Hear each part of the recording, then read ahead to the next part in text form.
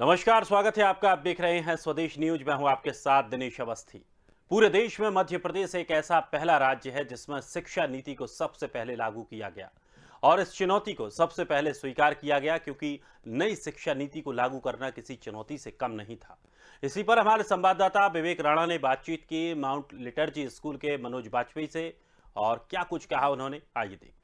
मध्य प्रदेश ऐसा पहला राज्य है जहां पे नई शिक्षा नीति सबसे पहले लागू की गई है और हमारे साथ माउंट लिटर्जी स्कूल के जो प्रिंसिपल हैं मनोज वाजपेयी जी, वो मौजूद हैं। उनसे जानते हैं। सर, आप प्रिंसिपल हैं, तो नई शिक्षा नीति की बात की जाए तो इसको कैसे देखते हैं?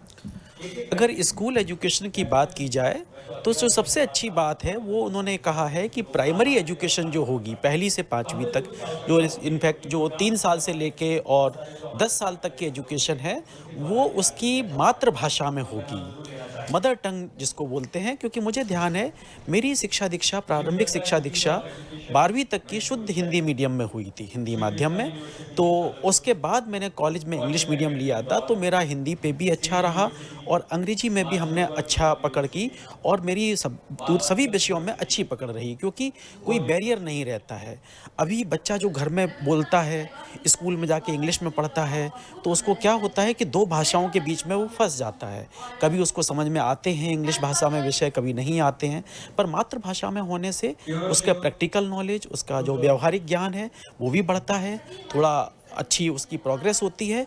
उसके बाद वो 6वीं क्लास से दूसरी भाषाएं भी सीख सकता है।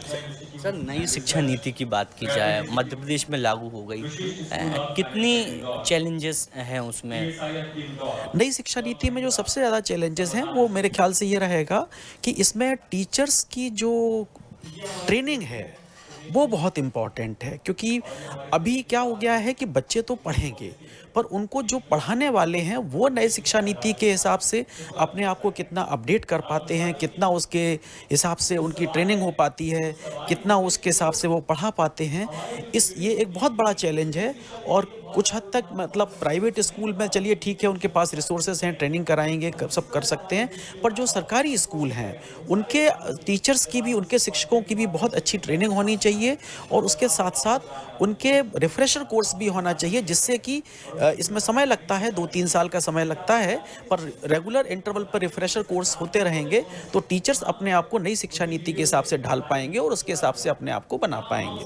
धन्यवाद सर। ये थे हमारे साथ मनोज वाजपेयी, जिनका साफ तौर पे कहना है कि नई शिक्षा नीति में जिस प्रकार से जो चैलेंज है वो जो टीचर हैं उनकी ट्रेनिंग को लेके हैं, जिस पे लगातार प्रदेश सरकार काम कर रही है। कैमरामैन शेरलेन के साथ विवेक राणा, स्वदेश न्यूज़, इंदौर।